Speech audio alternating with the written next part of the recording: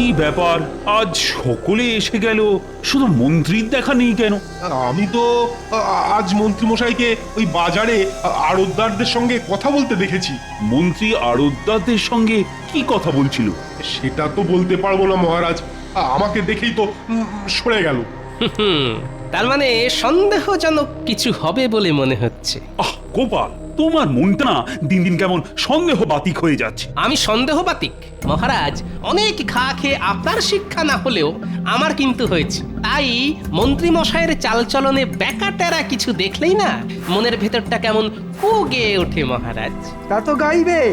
আসলে তুমি তো আমাকে দেখতে পারো না, তাই ওই যে কথায় আছে না, যারে দেখতে নারী তার চলন বাঁকা।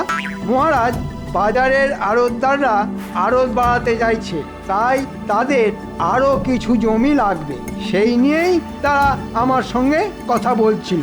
আড়তদারেরা বাড়তি জমির জন্য মহারাজের কাছে না এসে মন্ত্রী মশাইয়ের সঙ্গে কথা বললো কেন?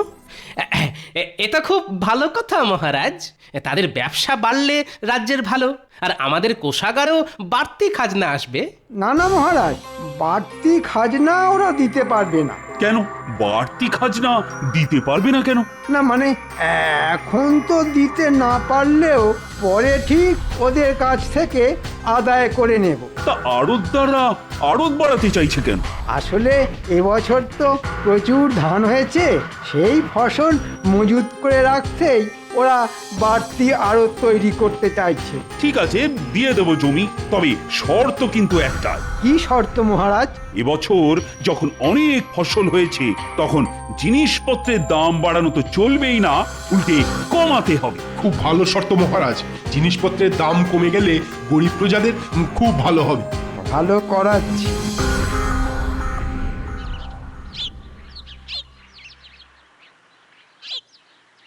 বুঝলে গোপাল, আজ বেশ জমিয়ে মাছ ধরতে হবে।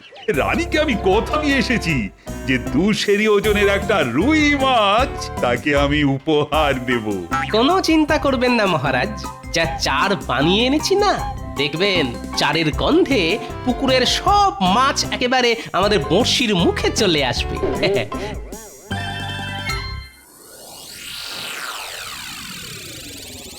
শোন, অনেক বলে কয়ে তোদের জমি দিতে মহারাজকে রাজি করিয়েছি।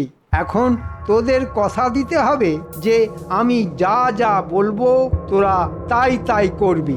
ঠিক আছে মন্ত্রী মশাই, আপনি যা যা বলবেন আমরা তাই তাই করব। তা কি করতে হবে আমাদের? এবছর ধান তো প্রচুর ফলেছে, তাই মহারাজ দাম কমাতে বলেছেন। প্রথম কদিন তোরা দাম কমিয়ে দিবি, তারপর সব ফসল অন্য জায়গায় সরিয়ে দিয়ে বাজারে ঘাটতি তৈরি করে হু হু করে দাম বাড়িয়ে দিবি। দাম বাড়িয়ে দেব? হ্যাঁ, এতে তোদের বাড়তি যা লাভ হবে তার অর্ধেক দিবি আমাকে। কি মাথায় ঢুকেছে? কিন্তু হু হু করে দাম বাড়িয়ে দিলে মহারাজ যদি রেগে গিয়ে আমাদের বিরুদ্ধে কোনো ব্যবস্থা নিয়ে বসেন? আরে অত ভয় পাচ্ছিস কেন? মহারাজকে সামলাবার দায়িত্ব আমার, তোরা শুধু আমার কথা মতো কাজ করে যাবি। ঠিক আছে, তাই হবে। আজ তাহলে আমরা আসি মন্ত্রী মশাই। হ্যাঁ হ্যাঁ, আয় আয়। আড়তদারদের নিয়ে দারুণ একটা চাল চেলেছেন তো। আরে এ তো চালের প্রথম কিস্তি, এর পরের চালে কিস্তিমাত হবেন মহারাজ, আর এই রাজ্যের রাজা হব আমি, বুঝেছিস? বাবা, কি মক্ষম চাল! চাল তো চাললেন, কিন্তু ওই হলে ফুটো হয়ে সব সব চাল আবার ওই ছড়িয়ে যাবে না তো? এই ঘটা, মুখ সামলে কথা বলবি। তোর এত বড় সাহস, হ্যাঁ? আমার সামনেই আমার দেওয়া চালকে অপমান করিস, হ্যাঁ? অপরাধ অপরাধ নেবেন না, আসলে আসলে ওই এতদিন ধরে দেখে আসছি তো। কি দেখে আসছিস? ওই যে অনেক ফন্দি আপনি আঁটেন, কিন্তু ওই গোপালের ওই বুদ্ধির কাছে শেষ অব্দি হেরে গিয়ে ওই যাকে বলে কিনা ওই ওই ল্যাজে গোবরে হয়ে যান। ল্যাজে গোবরে? বেরো বেরো হতচ্ছাড়া, এক্ষুনি দূর হয়ে যা আমার বাড়ি থেকে। এই জীবনে তোর মুখ আর যেন কখনো না দেখি। যা, দূর হ, দূর হ। এবারে যদি আপনি যেতেন তাহলে আর এই মুখ দেখাতে আসবো না। হ্যাঁ, তবে তবে আবার যদি ওই হারেন তাহলে এই শ্রীমুখ ঠিক দেখিয়ে যাব। হ্যাঁ, তবে রে এই জন্যই বলে যার শিল যার নোড়া তারই ভাঙে দাঁতের গোড়া। বেটা বেঈমান আমার খেয়ে আমারই পড়ে আজ আমারই সমালোচনা করছে। হ্যাঁ, কথাটা কিন্তু ঘটা মিথ্যে বলেনি, এই বরাবরই তো গোপাল। আরে রাখ তোর গোপাল। এবার এমন আটঘাট বেঁধে নামছি যে গোপাল তো গোপাল, গোপালের 14 পুরুষও না আমার টিকিটা অবধি ছুঁতে পারবে না। গোপাল আর মহারাজের এমন হাঁড়ির হাল করব যে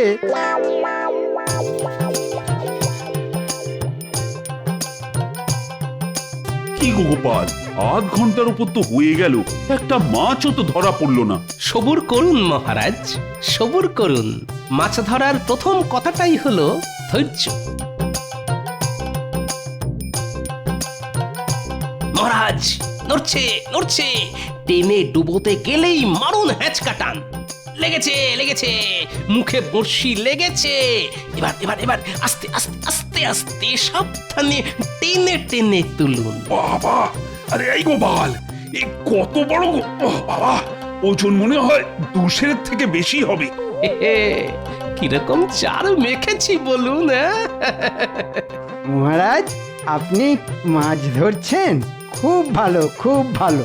বাহ বাহ বাবা বাহ বাবা, কত বড় মাছ! তা এখন এই কাগজে চট করে একটা স্বাক্ষর করে দিন তো। কিসের কাগজ? ওই যে আড়তদারদের সঙ্গে একটা চুক্তিপত্র। আড়তদারদের সঙ্গে চুক্তি? কেন, এতদিন তো যা হয়েছে সবই তো মুখের কথায়। না না মহারাজ, দিনকাল পাল্টে যাচ্ছে, মুখের কথায় এখন কি সব কিছু বিশ্বাস করা উচিত? তা কি লেখা আছে ওই চুক্তিপত্রে?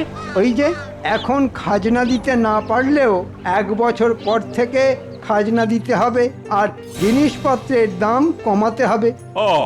এই কথা, ঠিক আছে, দাও, স্বাক্ষর করে দিচ্ছি। না মহারাজ, না পড়ে স্বাক্ষর করবেন না। হ্যাঁ, সেটাও ঠিক। শোনো মন্ত্রী, দেখতেই তো পাচ্ছ এখন আমি মাছ ধরায় ব্যস্ত।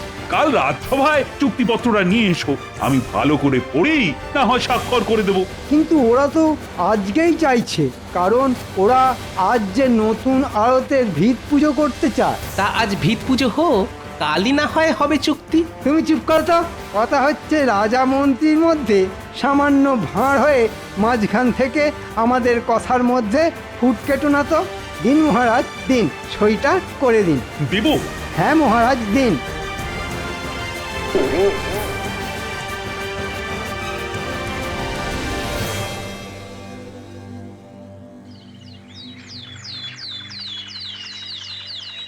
কি দিনকাল পড়লো রে দাদা, কদিনের মধ্যে জিনিসপত্রের দাম একবারে লাফিয়ে লাফিয়ে দ্বিগুণ হয়ে গেল।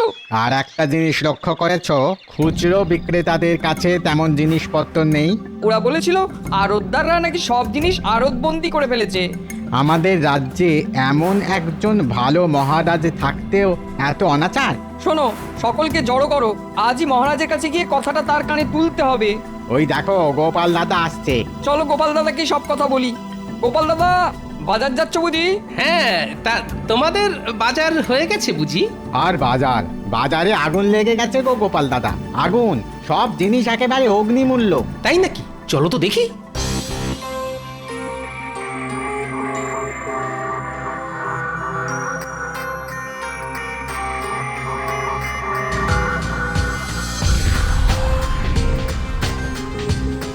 কি ব্যাপার, জিনিসপত্রের দাম নাকি খুব বেড়ে গেছে? হ্যাঁ গো গোপাল দাদা, আর দাম বেড়ে যাওয়ার জন্যে বিক্রি বাটাও তেমন নেই।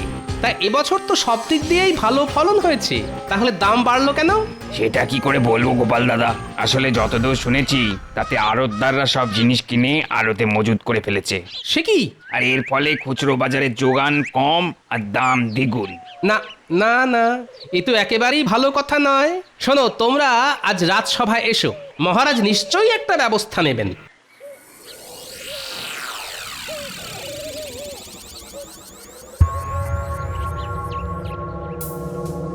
শুনেছি কোনো এক রাক্ষসীর প্রাণভোমরা ছিল একটা কৌটোর মধ্যে, আর মহারাজ কৃষ্ণচন্দ্রের প্রাণভোমরা আছে এই কাগজের মধ্যে।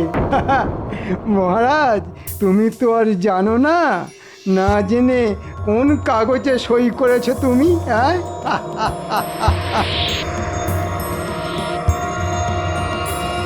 কিছু একটা ব্যবস্থা নিন মহারাজ, নাহলে আমরা যেসব না খেতে পেয়ে মরে যাব। হ্যাঁ মহারাজ, না খেতে পেয়ে মরে যাব। আহা, কোনো চিন্তা করো না তো। সকালে গোপাল আমায় সব কথা বলতেই আমি আড়তদারদের ধরে আনার জন্য সেনাপতিকে পাঠিয়েছি। মহারাজ সব কটাকে এনেছি। আয়, শুনলাম তোমরা নাকি সব জিনিস আড়তে মজুত করে বাজারে একটা কৃত্রিম অভাব তৈরি করেছো, আর তাতেই নাকি জিনিসপত্রের দাম হু করে বেড়ে গেছে। এই জন্যেই কি আমি তোমাদের বিনা খাজনায় জমি দিয়েছি? কদিনের মধ্যেই চুক্তিপত্রের সব কথা ভুলে গেলে? জানো এর শাস্তি কি হতে পারে? কই আমাদের সঙ্গে কোনো চুক্তি হয়েছে বলে তো আমরা জানি না। সে কি? আর আমরা যা করেছি সবই তো মন্ত্রীমশাই কথায়, শাস্তি দিতে হলে ওনাকে দিন। মন্ত্রী কি বলছে না? ওরা ঠিকই বলছে। আপনি একটা কাগজে সই করেছিলেন বটে, তবে সেটা কোনো চুক্তি নয়, সেটা হলো আপনার দানপত্র। দানপত্র? দানপত্র? হ্যাঁ, কাকে কি কি দান করলাম? কেন মহারাজ, আমাকে। আর দান করেছেন আপনার সিংহাসন। হ্যাঁ, তোমাকে আমি সিংহাসন দান করেছি? বিশ্বাস না হলে পড়ে দেখুন আপনার নিজের হাতের সই করা কাগজ। আমি মহারাজ কৃষ্ণচন্দ্র আজ এই মর্মে স্বীকার করছি যে রাজকাজ আমার আর ভালো লাগছে না, তাই আমার সিংহাসন আর রাজপ্রাসাদ আমি মন্ত্রীকে দান করে দিচ্ছি। এখন থেকে মন্ত্রী রাজা হয়ে রাজকার্য সামলাবে। ও মন্ত্রী, তুমি তুমি এতটাই খারাপ, এভাবে আমাকে ঠকালে? এই জন্যেই আমি আপনাকে সেদিন না পড়ে কাগজে স্বাক্ষর করতে বারণ করেছিলাম মহারাজ। এখন বুঝতে পারছেন তো না পড়ে স্বাক্ষর করার ফল কি মারাত্মক হতে পারে? বুঝতে পারছি গোপাল, হাড়ে হাড়ে বুঝতে পারছি। আর সেই সঙ্গে এও বুঝতে পারছি এতদিন দুধ কলা দিয়ে আমি কি ভয়ঙ্কর কাল সবটাই না পুষেছিলাম। বুঝতেই যখন পেরেছেন তখন কাল সাপের মরণ কামড় খান। শুনুন, কাল সকালেই রাজপ্রাসাদ আর সিংহাসন ছেড়ে দেবেন, এই আমার শেষ কথা। কাল থেকে আমি রাজা, তাই আমার কথাতেই সব কিছু চলবে। আয় ভগবান! উফ!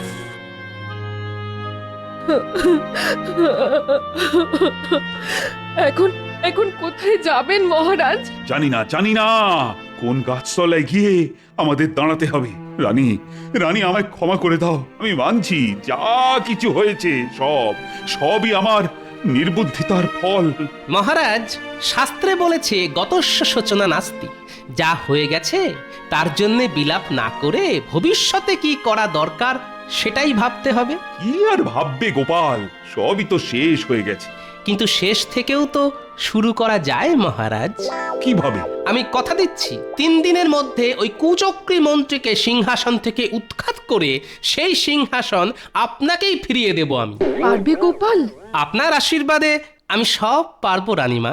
মহারাজ, কাল রাজপ্রাসাদ ছেড়ে যাবার সময় আপনি কোষাগারের সব অর্থ, সোনা দানা আর আপনার সিন্দুক সঙ্গে নিয়ে যেতে ভুলবেন না। কিন্তু আপনার দানপত্রে শুধু সিংহাসনের কথা লেখা আছে, আর কিছু নয়। আমি এখন আসি মহারাজ, অনেক কাজ বাকি আছে।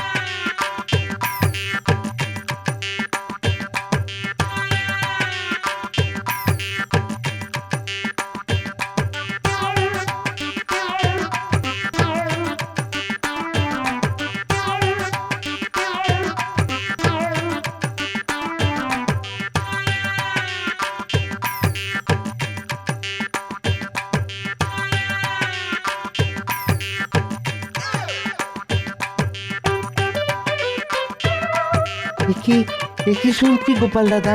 হ্যাঁ, কি শুনছি মহারাজকে নাকি সিংহাসন? ঠিকই শুনেছিস। এবারেও বুদ্ধির জোরে তুমি ওই মন্ত্রী বেটাকে হারিয়ে দাও গোপাল দাদা। হ্যাঁ, ও হারলে আমার গায়ের জ্বালা জুড়োয়। সে কি রে, এতদিন তুই তো ওর সঙ্গেই ছিলি। হ্যাঁ, ছিলাম। আর এতদিন ওর কথায় কত খারাপ কাজ করে গেছি, অথচ এখন আমাকেই তাড়িয়ে দিয়েছে। মন্ত্রীকে হারাতে হলে তো আমায় সাহায্য করতে হবে তোকে। কিরে, পারবি? একবার একবার বলেই দেখো না কি করতে পারি। হ্যাঁ, তাহলে একজন অচেনা লোককে জোগাড় করতে হবে, বেশ বলিয়ে কইয়ে হওয়া চাই কিন্তু। হয়ে যাবে। হ্যাঁ হ্যাঁ, হয়ে যাবে। সেই সঙ্গে লাগবে একটা গরুর গাড়ি আর রক্ষীর বেশে আরো গোটা চারেক লোক। কে সব ঠিকঠাক পারবি তো? দেখো না কি করি। তাহলে কি কি করতে হবে শোন।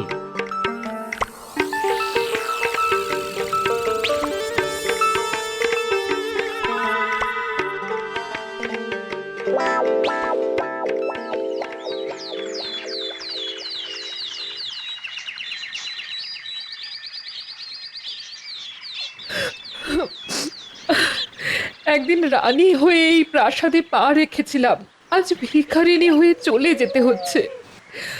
আমি তো বলেছি রানীমা, 3 দিনের মধ্যে ওই কুচক্রী মন্ত্রীকে সিংহাসন থেকে উৎখাত করে সেই সিংহাসন মহারাজকে ফিরিয়ে দেব। যাও যাও, সব করবে। এ কি, গরুর গাড়িতে সিন্দুক তুলছেন কেন? কি আছে ওতে? রাজকোষের সব অর্থ আর সোনা দানা। না না, উনি এসব নিয়ে যেতে পারেন না। কেন পারেন না কুচক্রী মশাই? দানপত্রে শুধু সিংহাসন আর রাজপ্রাসাদের কথাই লেখা আছে, রাজকোষ বা মহারাজের সিন্দুকের কোনো উল্লেখ নেই। চা বাবা, তাড়াহুড়োয় খুব কাঁচা কাজ করে ফেলেছি দেখছি। চলে আসুন মহারাজ।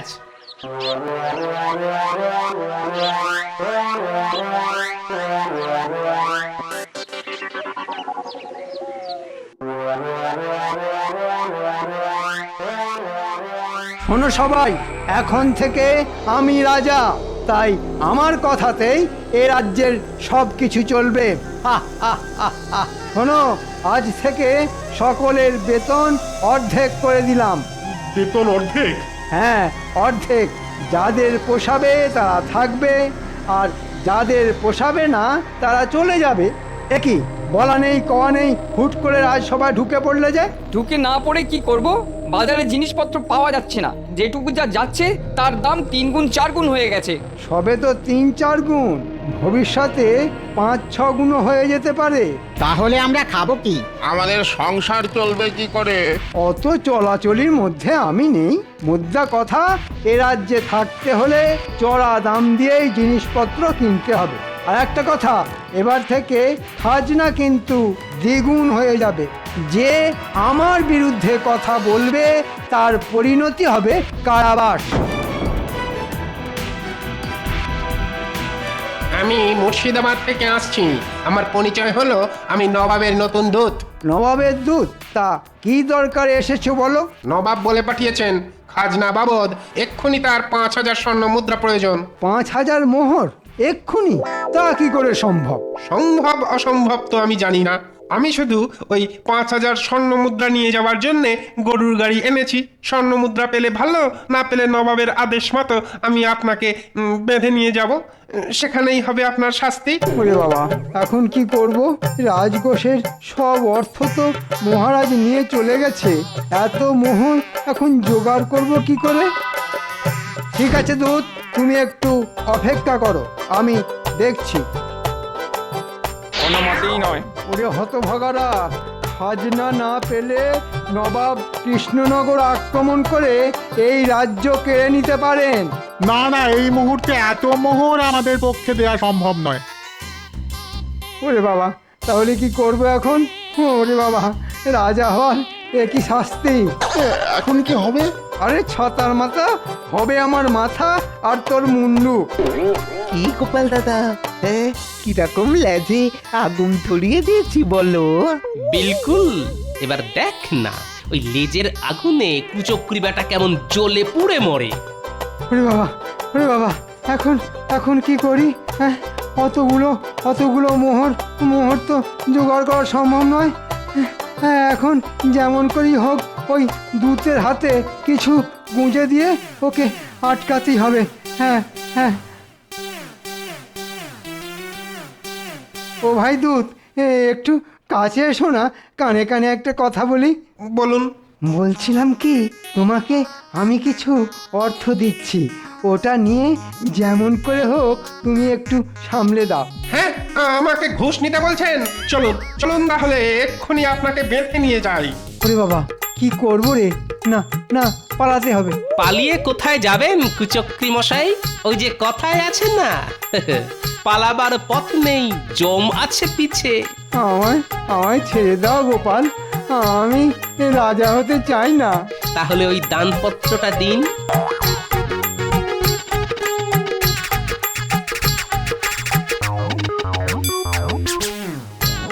আসুন মহারাজ, আসুন রানীমা। মহারাজ, বলেছিলাম না 3 দিনের মধ্যে কুচক্রী মন্ত্রীকে সিংহাসন থেকে উৎখাত করে সেই সিংহাসন আপনাকে ফিরিয়ে দেব। যান মহারাজ, সিংহাসনে গিয়ে বসুন। ঘটা, আয় রে, এবার তোর নিয়ে আসা নবাবের সাজানো দুধকে চলে যেতে বল। ওর পারিশ্রমিক আমি পাঠিয়ে দেব। সে কি, এ নবাবের আসল দূত নয়? তাহলে এত মিথ্যাচার? আপনার মতো দুরাচারীর সঙ্গে এটুকু মিথ্যাচার তো করতেই হবে কুচক্রী মশাই। কি মন্ত্রী না মানে ওই কুচক্রী মশাই, এবারেও আপনার সব চাল ছড়িয়ে গেল তো। ঘটা, আমি তোকে... সেনাপতি, বন্দি করো এই বদমাইশকে। এখন কদিন কারাগারে থাকুক, তারপর হবে বিচার। আজ গোপালের বুদ্ধির জোরে আবার আবার সব কিছু ফিরে পেলাম। বলো গোপাল, কি চাও তুমি? মায়ের কাছ থেকে আশীর্বাদ ছাড়া আর কি চাইবার আছে সন্তানের? ওইটুকু পেলেই আমি সন্তুষ্ট রানীমা। জয় গোপালের জয়। জয় গোপালের জয়।